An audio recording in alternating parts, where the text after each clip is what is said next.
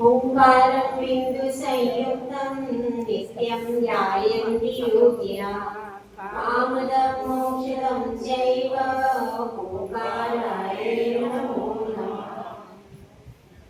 पंच परमेश्वरी भगवान की जय। 1008 श्री शांतिनाथ भगवान की जय।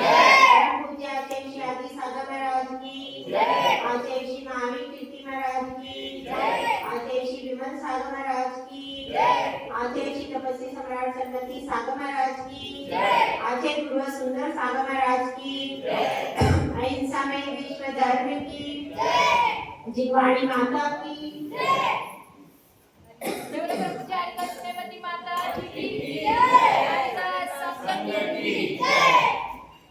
धर्म प्रेमी भव्या इस जीवन का चक्र अपनी गति से धीरे धीरे आगे बढ़ता है। उस चक्र के साथ में हमारे दिन भी एक के बाद एक आगे बढ़ते जा रहे हैं।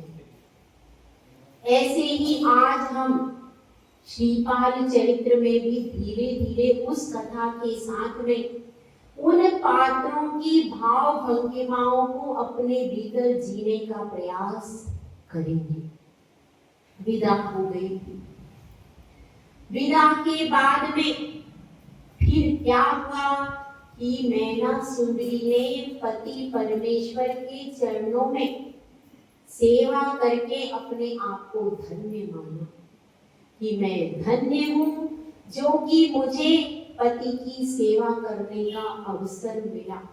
बंधुओं, इस बात से हमें प्रेरणा मिलती है कि हमारे घर में कोई बीमार हो जाता है, किसी को कष्ट हो जाता है, तो क्या हम ऐसा सोचते हैं कि मेरा सौभाग्य है कि मुझे सेवा करने का अवसर मिला?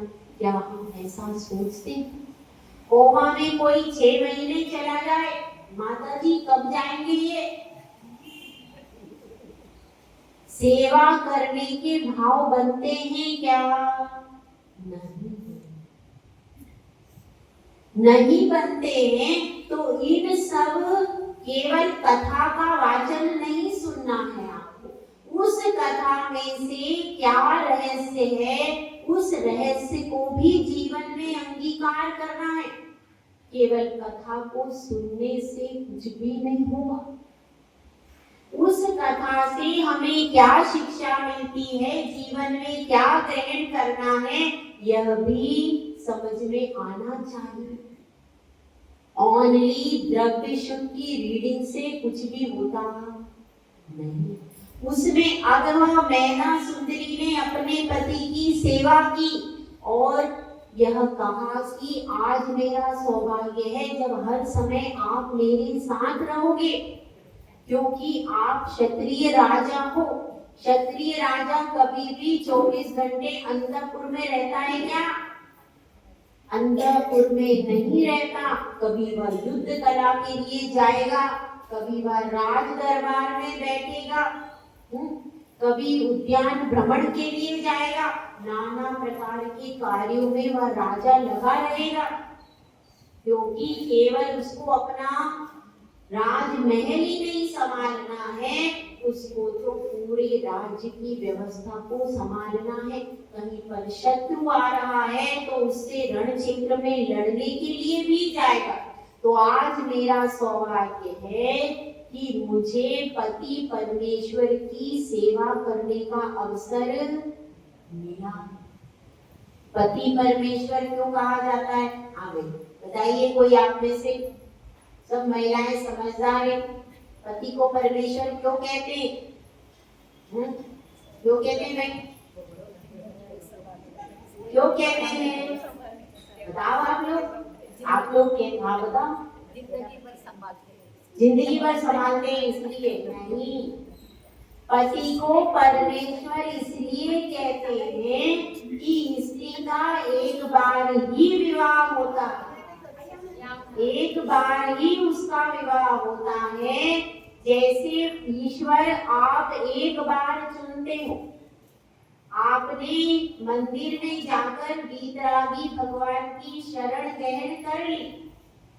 अब आप किसी और सरागी देवी देवता को भगवान मान के पूजोगे क्या? अगर आप पूजोगे तो आप सम्यक दर्शन की लाइन से बाहर हो गए।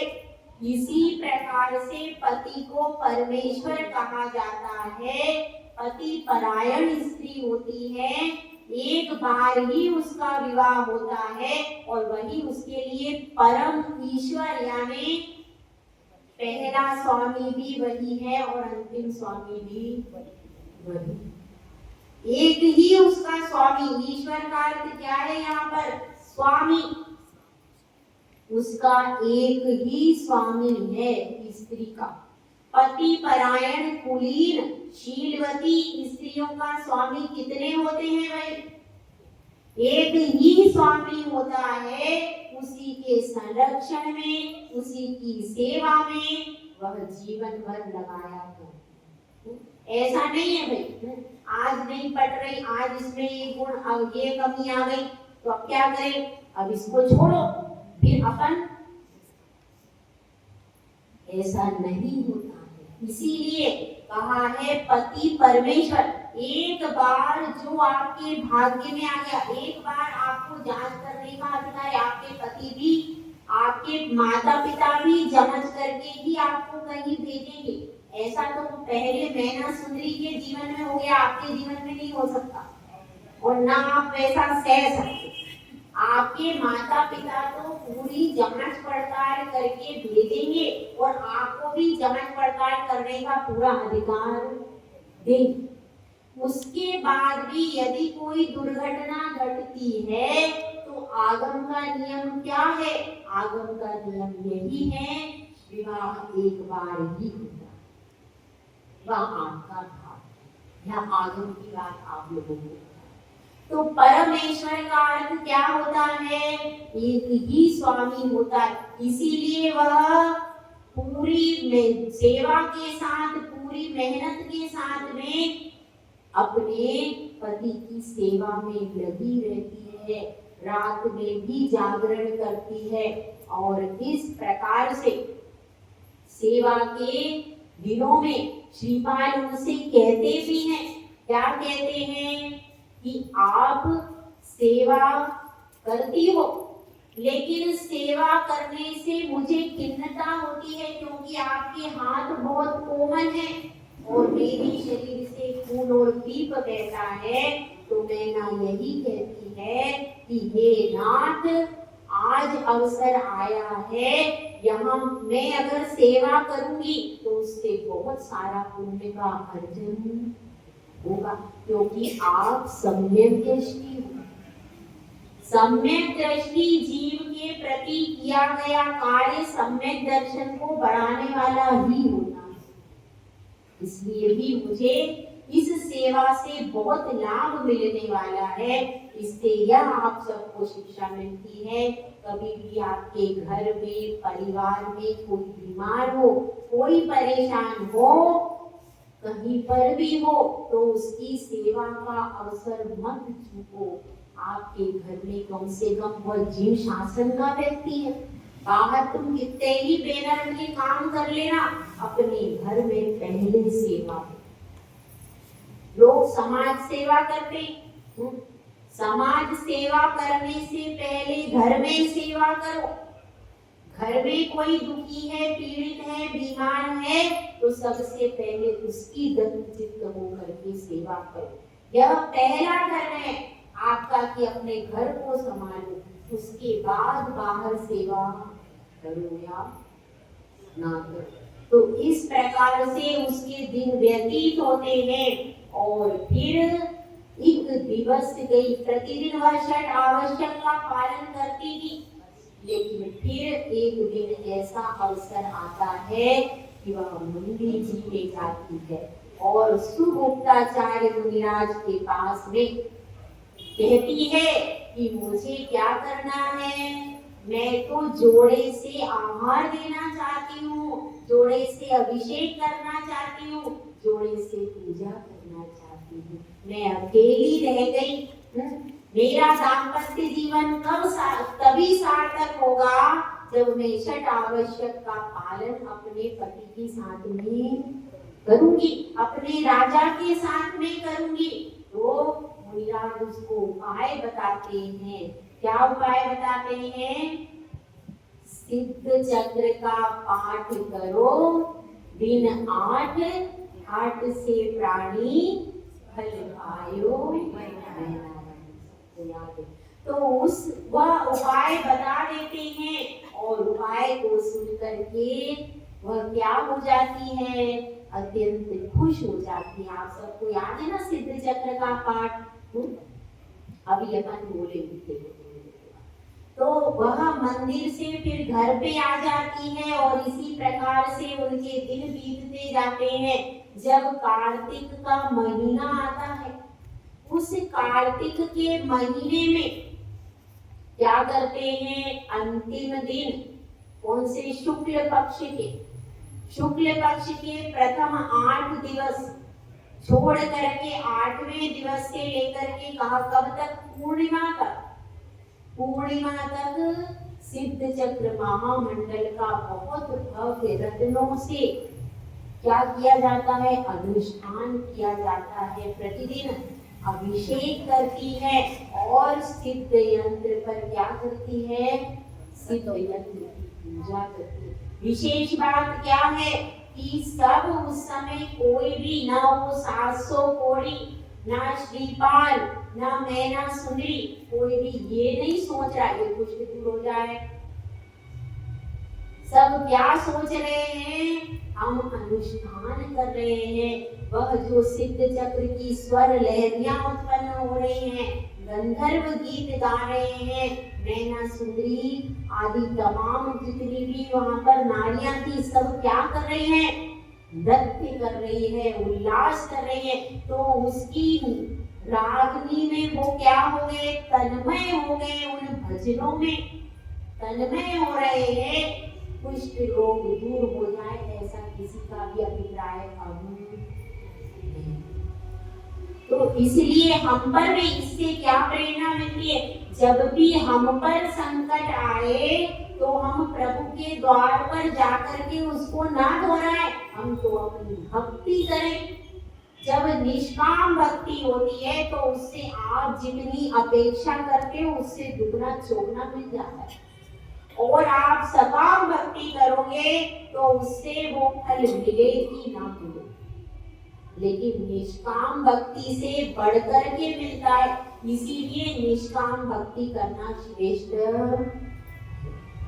तो इस प्रकार से 8 दिन तक तन्मय होकर के वहां पर भक्ति की जा रही है और हम सब इसका रहस्य समझते हैं। आप सबको सिद्ध चक्र का पाठ याद है ना? एक बार उसको बोलते हैं। श्री सिद्ध चक्र का पाठ करो दिन 8 से प्राणी फल पायो मैं नारायण। अपन सब चलते हैं उज्जैनी नगरी के उद्यान में, जहाँ पर वह कक्ष है, महल का बहुत सुंदर कक्ष है, जहाँ पर जिनेंद्र भगवान की प्रतिमा विराजमान है, सिद्ध यंत्र लगा हुआ है और क्या चल रहा है? रत्नों के चूर्ण से उस सिद्ध चक्र के विधान को बनाया गया है। और कल्पना कीजिए कि 700 कोड़ी बैठे हुए श्रीपाल है और वहां पर मैना सुंदरी भक्ति नृत्य कर रही है। ऐसी भाव भंगिमा के साथ में अपन यह पढ़ते हैं। श्री सिद्ध चक्र का पाठ करो दिन 8 से प्राणी फल पायो मैं नारायणी। मैना सुंदरी नारी थी, कोड़ी पति लगी दुखियारी भी, नहीं जागल सवन निष्फल में जिंदगानी।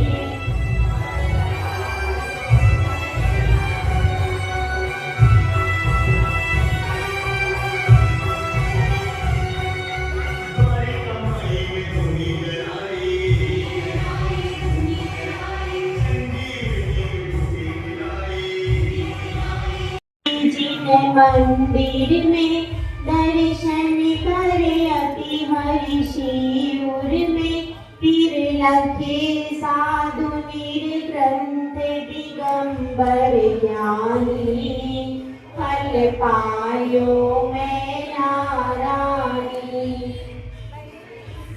बैठी कर मुनि को नमस्कार निज निंदा करती बार बार कही अश्रु नयन सो मुनि सो दुखद कहानी फल पायो मैं नारायणी बोले मुनि पुत्री धैर्य धरो चिर सिद्ध चक्र का पाठ करो नहीं रहे कुष्ठ की तन में नाम निशानी फल पायो मैं नारायणी जब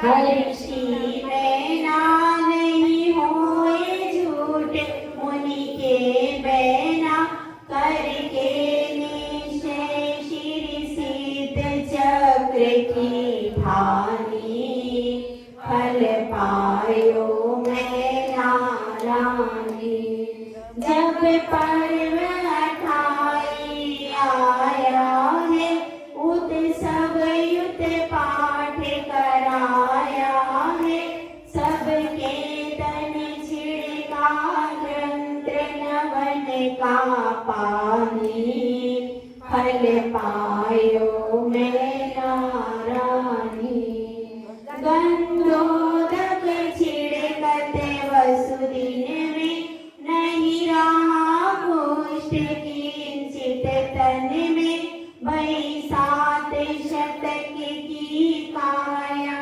स्वर्ण समानी फल पायो मैं नारायणी होगी योगी शिवय श्रीपाल कर हनि मोक्ष गए दूजे भव में ना पावे शिव रजधानी फल पायो मैं नारायणी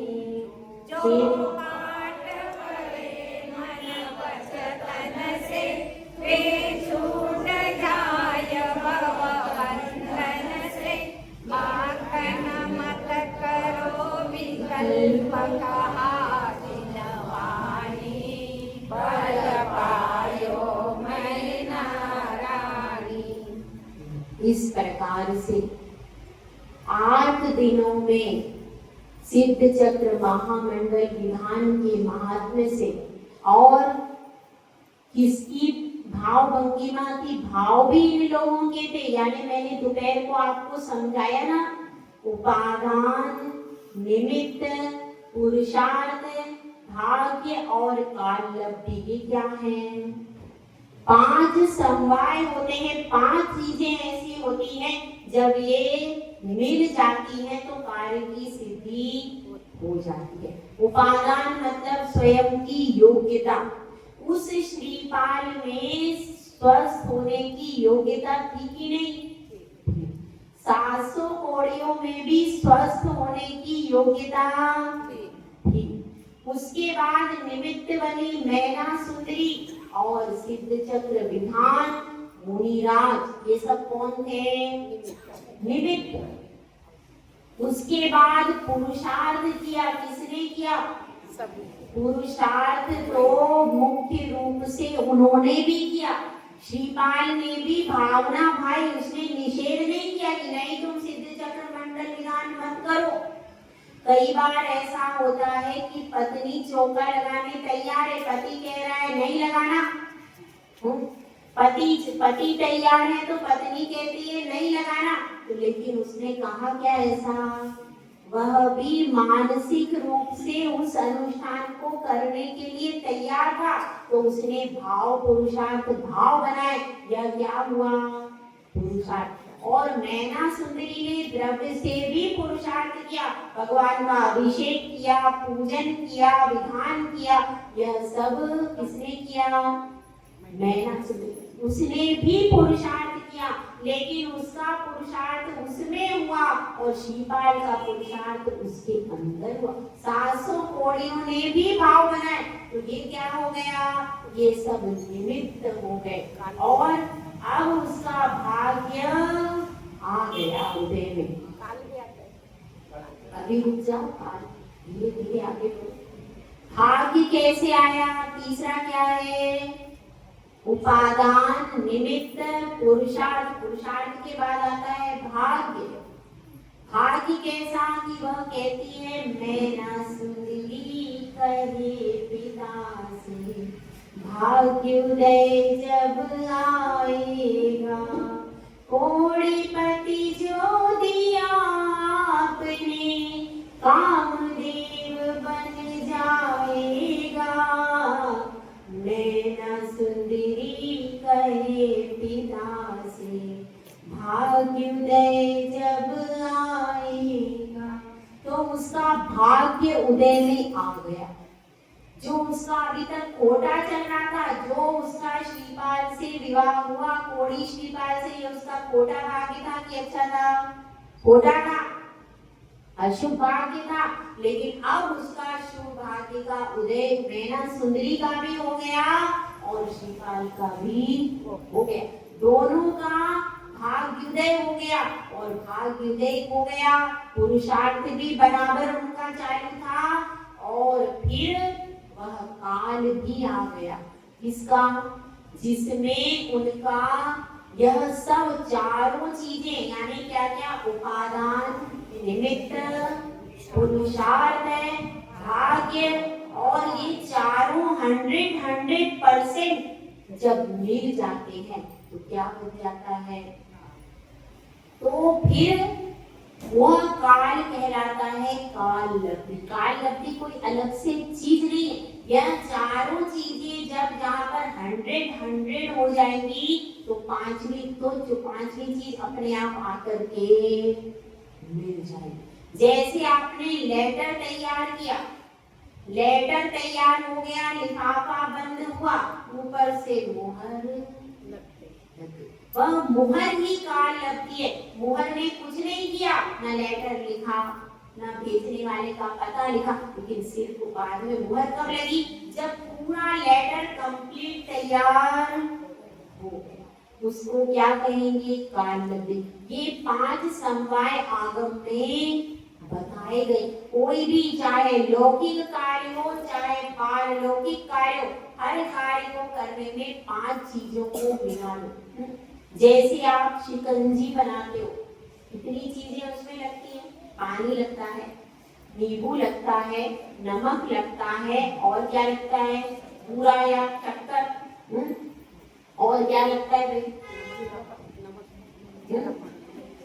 ये सब चीजें मिलकर के जीरा भी उसमें डालते हैं तो उसमें स्वाद आता है। इस तरह से 5 चीजें जिस प्रकार से मिला करके क्या बन गई? शिकंजी। इसी प्रकार से हर कार्य की सफलता के लिए आगम में कहे हैं 5 समवाय। इन 5 को अगर आपका कार्य सिद्ध नहीं हो रहा तो इनमें से कोई ना कोई एक कम होगा। या तो आपके उपादान में योग्यता नहीं है, या आपके निमित्त में कमी है, या फिर पुरुषार्थ में कमी है, या फिर भाग्य में कमी। कहीं ना कहीं अगर ये 5 100% है तो आपका कार्य भी सिद्ध हो जाए। इसी प्रकार से अब उसको 5 चीजें कैसी मिल गई? 100% तो उसका कार्य भी सिद्ध हो गया। और निमित्त में कौन है? देवशास्त्र गुरु भी है, निमित्त है वो भी। तो इस प्रकार से इस चीज को अपने को समझना है कि इन 5 के मिलने से कार्य की सिद्धि नियम से होगी। अब क्या हो गया? गंधोदक जैसे ही उसने 8 दिन तक छिड़कती रही और सब भी भक्ति भाव से सिद्ध चक्र में तन्मय होते रहे तो वह वही 7 शतक की काया जैसी पहले थी, पहले भी ऐसा नहीं है कि कोई एक्स्ट्रा चीज आ गई। जैसे वे पहले कामदेव के समान, श्रीपाल पहले ही कामदेव के समान सुंदर थे कि नहीं? पहले ही वो कामदेव के समान सुंदर थे। अब क्या हो गया? अब वापिस से पुराना रूप पुनः आ गया, पुनः वो रूप आ गया। अब जैसे ही यहाँ पर निरोग हो गए तो उनमें हर्ष की एक लहर आ गई। फिर मैना सुंदरी के हर्ष का कोई ठिकाना नहीं रहा। अब वह पुनः उनके साथ में रह करके आनंद से रहने लगी। जो उसकी कमियां थी वो पूरी हो गई। अब वह जोड़ी से क्या करने लगी? पूजा अनुष्ठान करने लगी, आहार आदि देने लगी, स्वाध्याय करने लगी। चूंकि दोनों सम्यक दृष्टि थे, दोनों का मन जिनवाणी में लगता था, दोनों में गुण समान थे। शरीर की ही एक प्रॉब्लम थी, बाकी उनमें गुणों में कोई अंतर नहीं था। दोनों में स्वभाव में सेम थे। तो इस तरह से दोनों का कार्य यापन होने लगा। लेकिन विषय भोग जब उसको प्राप्त हो गए सारे, जब सारी सुविधाएं हो गई, पति भी सर्वांग सुंदर हो गए, तो मैना सुंदरी का ऐसा नहीं और श्रीपाल का भी ऐसा नहीं कि विषय भोगों में लिप्त हो जाए। वे लोग भोग रहे थे, लेकिन भोगते हुए भी उनके मन में क्या था कि यह सब क्षण भंगुर है, हमेशा रहने वाला नहीं। इस तरह से जब यह कहानी थोड़ी सी यहीं पर रुक जाती है, इसको यहीं पर थोड़ा सा रोक देते हैं और अपन सब चलते हैं चंपापुरी नगरी में दोबारा। उज्जैन से अपन गाड़ी कहाँ ले चलते हैं? चंपापुरी नगरी में, जहाँ पर राजमहल था जिसको श्रीपाल छोड़ करके आ गए थे। अब वहाँ पर कुंद प्रभा रानी जो थी, कौन थी भाई? कुंद प्रभा, श्रीपाल की माता। उसका हाल, जैसे ही श्रीपाल यहाँ से गए तब उसकी हालत बहुत खराब हो गई। कभी 2-2 दिन तक भोजन नहीं करती थी, अत्यंत खिन्न चित्त होकर के रहती थी। उसकी दुख का कोई ठिकाना नहीं था और जगह जगह पूछती रहती थी, मेरा बेटा कहाँ है, कैसा है। उसकी ही चिंता में व्याकुल रहती थी। उसी की चिंता में व्याकुल होते हुए एक दिन वह मंदिर में गई। मंदिर में जाकर के उसे एक अवधि ज्ञानी मुनिराज के दर्शन हुए। तो वह मुनिराज के चरणों में पूछती है कि मेरा बेटा कहाँ पर है? हे गुरुदेव, यह आप अपने अवधि ज्ञान से बताइए, मेरा बेटा कहाँ पर है और वह कब वापिस आए। तो मुनिराज पूरा वृतांत उसे सुना देते हैं, कैसे उसका मैना सुंदरी से विवाह हुआ, शरीर निरोग हो गया है, सारी बातों को बता देती है। जब सारी वृतांत को सुन लेती है तो वो हृदय से अत्यंत गदगद होती है कि अब मेरी सारी समस्याओं का समाधान हो जाएगा और बहुत जल्दी मेरे बेटे से जो वियोग हुआ है वह संयोग में बदल जाएगा। फिर वह काका वीर दमन के पास में जाती है और अपने देवर से कहती है, सारा वृतांत कह करके कहती है कि मैं अब उज्जैनी नगरी जाना चाहती हूँ, मैं उज्जैनी नगरी जाना चाहती हूँ, ऐसा उनको कह करके। और जब काका वीर दमन जो थे, अब वो राजा कहाँ के थे? चंपापुरी के राजा थे। तो उनके साथ में सुरक्षा के लिए सैनिक आदि भेज करके पूरी व्यवस्था करते उनके जाने की। और वह कहाँ जाती है? उज्जैनी नगरी में पहुंच जाती है। उज्जैनी नगरी में पहुंच करके द्वार पर एक द्वारपाल खड़ा है और बहुत सुंदर धवल प्रासाद है। 7 खंड का महल दिया था ना उसने। तो वह प्रासाद के बाहर में वह पूछती है कि यह किसका महल है? तो वह बताते हैं कि यहाँ पर किसके जामाता है भाई वो? पुहुपाल जी के जो जामाता हैं उनका यह महल, क्योंकि वहां पर उसकी सही पहचान होगी क्या? वहां पर तो पुहुपाल राजा के जामाता के नाम से ही जाना जाएगा। तो वह कहते हैं हमारी जो राजकुमारी है मैना सुंदरी, उनके क्या है, उनके पति और पुहुपाल राजा के जामाता जमाई, उनका यह क्या है, महल है। तो वह फिर वहां पर सूचना भेजती है अपने आगमन के लिए, क्योंकि कायदा क्या है, कायदा क्या है, बिना पूछे हुए कहीं भी प्रवेश नहीं करना। इस बात को हमेशा ध्यान रखना। अगर आप बिना पूछे हुए कहीं भी प्रवेश करते हो तो लोग ने आपकी निंदा नियम से हो। किसी के भी कक्ष में आपको प्रवेश करना है, पहले उस व्यक्ति की अनुमति लेना अनिवार्य। किसी के भी सामान को आपको देखना है, उसकी अनुमति लेना जरूरी।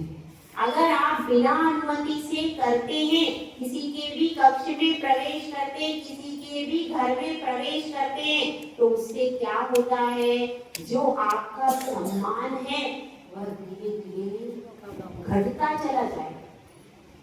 आपका जो सम्मान है वह धीरे धीरे घटता चला जाएगा और फिर आप शक के दायरे में कैद होते जाओगे, क्योंकि आप बिना पूछे किसी के कक्ष में गए। यदि उसका सामान चोरी चला गया तो सबसे पहला शक किस पे जाएगा, आपके ऊपर ही जाएगा। और अगर आप नहीं जाते हो, उसने कभी देखा नहीं, कभी आपकी इमेज ऐसी है कि आप कहीं भी किसी के कक्ष में नहीं जाते हो बिना पूछे, तो आपकी इमेज के कारण वो आप पे हमेशा विश्वास करे। तो इसलिए अपने विश्वास को, और परिवार में एक ही चीज होती है भैया, विश्वास, उसी पे सारा परिवार केंद्रित है, उसी से आपको परिवार में सम्मान मिलता है। भाई के आधार पे, विश्वास के आधार पर आपको सम्मान मिलता है। जिस दिन आपने विश्वास का सेतु तोड़ दिया, उस दिन से आपका सम्मान नीचे आ जाएगा। तो इसलिए अनुमति लेना, अनुमति लेने से संबंध हमेशा मधुर बने। तो अब क्या होता है, अब पहले बाहर खड़ी है, हालांकि माँ है, अंदर जा सकती है, उसको अगर वो अंदर भी चली जाएगी तो श्रीपाल कभी उसको मना करने वाला नहीं है। लेकिन फिर भी वह पहले संदेशा पहुंचाती है। जैसे ही संदेशा आता है, श्रीपाल अत्यंत प्रसन्न हो जाते। अब वह अत्यंत प्रसन्न हो जाते हैं कि आहा मेरा सौभाग्य कि मेरी माता आई है। इस तरह से सौभाग्य तो है, लेकिन अभी वो सोचते हैं कि कुछ मुझे सरप्राइज देना चाहिए। सरप्राइज का जमाना, अभी ये पहले भी होता था। इसी तरह से वो सरप्राइज देने के लिए क्या करते हैं कि मैना सुंदरी से कहते हैं तुमको अच्छे से क्या करो, तैयार हो जाओ, वस्त्र आभूषणों से अलंकृत हो जाओ और सिर पर कलश रखो और माता की अगवानी के लिए जाओ और उनसे प्रिय वचन कहना। वो इस प्रकार से निर्देशन देते हैं, लेकिन मैना सुंदरी मंद मंद मुस्कुराती है। क्यों? क्योंकि उसको कुछ भी दिशा निर्देशन की जरूरत नहीं थी। वो स्वयं में ही विवेकी और बुद्धिमान थी, पर फिर भी पति कह रहे हैं तो उल्टे जवाब नहीं देती कि मुझे सब पता है, तुम क्या बार बार बताते रहते हो, मुझे सब पता है, मैं सब जानती हूँ, क्या मुझे कुछ आता नहीं है जो मुझे सिखाते हो। आप लोग ऐसा बोल सकते हो, नहीं बोल सकते। तो अगर अपने को 2-3 बार कोई कह दे, अपने पति देव एक ही बात को रिपीट कर दे, तो क्या हो जाता है तुरंत, क्या बार बार बताते रहते हो, मेरे को सब आता है। तो ऐसा होता है। लेकिन वह जान रही है, समझ रही है अपनी सास का कैसे सत्कार करना है, उनके कैसे चरण छूना है, उनके साथ में कैसे वार्तालाप करना है, यह सब उसे आता था। लेकिन फिर भी श्रीपाल अपने बहुत ज्यादा प्रसन्न हो गए और खुशी में फिर भी कहते ही जा रहे ऐसा करना, कभी वो जवाब नहीं। ये अंतर है मैना सुंदरी में और ठीक है। तो अब क्या होता है, फिर भी मंद मंद मुस्कान के साथ हाँ हाँ कह देती है और फिर 16 श्रृंगार करके सज्जित होकर के बाहर जाती है। सिर पर कलश रखा है और माता की क्या करती है, माता के पैरों का प्रक्षालन करती है, उनके चरणों को धोती। पहले ऐसा भी रिवाज हुआ करता था, अगर आपको याद हो, जब कोई माता पिता आदि भी आते थे तो उनके चरणों को धो करके उनके लगाया करते थे मस्तक से। ऐसे भी चलन पहले हुआ करता था। तो उनके चरणों को छूती है और उनको चरणों में क्या करती है, नमस्कार करती है, चरणों को माथे से लगाती है। और उसके बाद जैसे ही वो झुकती है तो कुंद प्रभा को भाई कहाँ तो बहू भी ऐसी मिली हो, सर्वांग सुंदरी, और वो इतनी सुसज्जित होकर के आए तो वो तो एकदम देख करके चमत्कृत हो गई। ये कौन सी स्वर्ग की देवी ही जैसे उतर आई है, इतनी सुंदर स्त्री है यह। तो वह कहती है, हे माता श्री, मैं आपकी कुलवधू हूँ, मैं आपको नमस्कार करती हूँ, आपका इस महल में स्वागत है। इस महल में अपने चरण कमलों को रख करके इसे परम पवित्र कीजिए, ऐसे मिष्ट मिष्ट वचनों से। और आपका स्वास्थ्य कैसा है, आपने हमें ही एक बार संदेशा बोला होता, हम ही आपके पास आने वाले थे, आपने क्यों इतना कष्ट किया। इस प्रकार से अत्यंत मधुर मिष्ट वचनों से माता को लेकर के अंदर आती है। और माता तो बहू को देख कर के ही डर गई बहू को देख कर के ही इतनी खुश हो गई है कि अब उनको लग रहा है कि बेटे को मिलके कितनी खुशी होगी। बहू को देखकर इतनी खुशी है और बार बार उसको कंठ से लगा रही है कि आज मेरा जीवन धन्य हुआ कि ऐसी बहू मिली कि जिसने इतनी पति परायण बहू मिली है कि जिसने क्या कर दिया, जिसने सेवा करके, क्योंकि देखिए सेवा और भक्ति, मैना के पास सेवा भी थी और भक्ति भी थी। सेवा और भक्ति के माध्यम से श्रीपाल का कुष्ठ दूर कर दिया तो वह उस अत्यंत प्रसन्न होती है, उसको बहुत आशीष देती है कि तुम्हारी धर्म वृद्धि हो, तुम्हारे भी क्या है, बहुत बहुत आशीर्वाद है, तुम्हारी धर्म वृद्धि हो और वंश वृद्धि हो, धर्म वृद्धि। पहले ऐसे ही आशीर्वाद दिए जाते थे। तो अब आशीर्वाद देने के बाद अंदर आती है और अंदर आती है तो श्रीपाल क्या हो जाता है, इधर माता की आंखों से भी बह रहा है पानी, इधर श्रीपाल की भी आंखों से।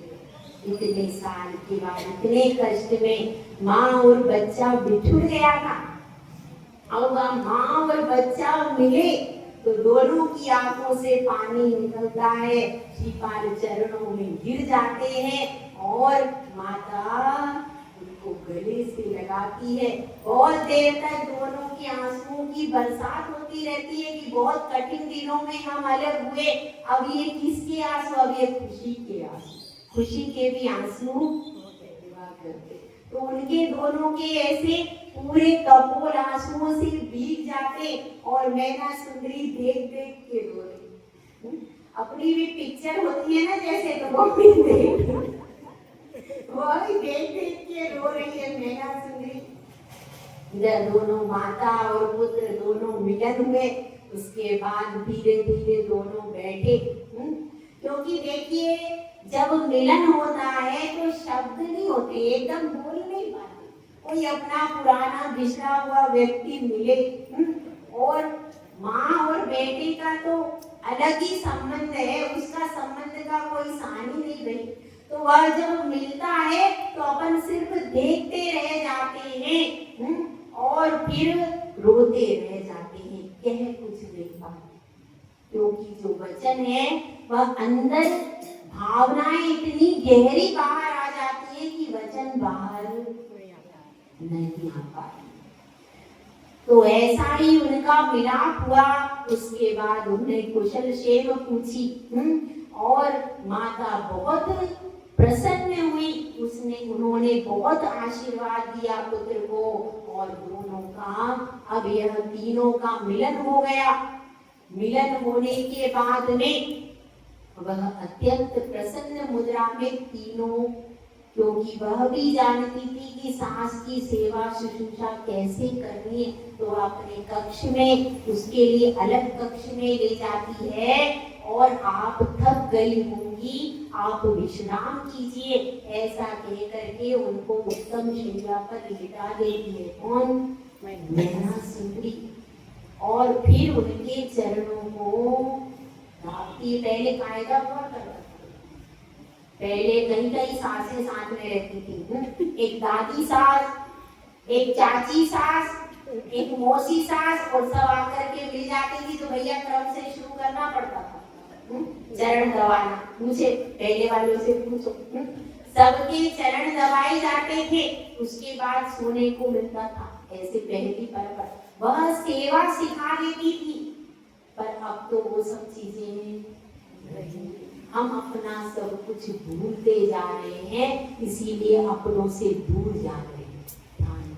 हम अपनों से दूर क्यों जा रहे हैं? क्योंकि अपनी संस्कृति, अपना धर्म, अपना इतिहास हम भूलते जा रहे हैं, इसीलिए अपनों से दूर होते जा रहे हैं। और अपनों से तो दूर हुए ही, अपनी आत्मा से भी हम दूर होते चले गए।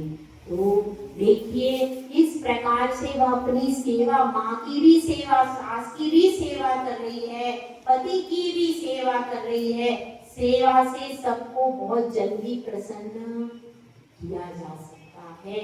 और वह तो सर्वगुण संपन्न स्त्री है। कौन? मैना सुंदरी, जिसने इतने साल बीत गए, कितना समय बीत गया, लेकिन आज तक उसकी गौरव गाथा गाई जा रही है।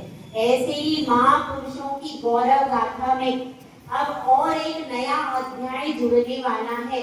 श्रीपाल अपने पुरुषार्थ को और ज्यादा प्रखर करेंगे और मैना अपनी पति परायणता को और प्रखर करेगी। बहुत सारी कथा अभी बाकी है। जय बोलो आचार्य सुंदर सागर महाराज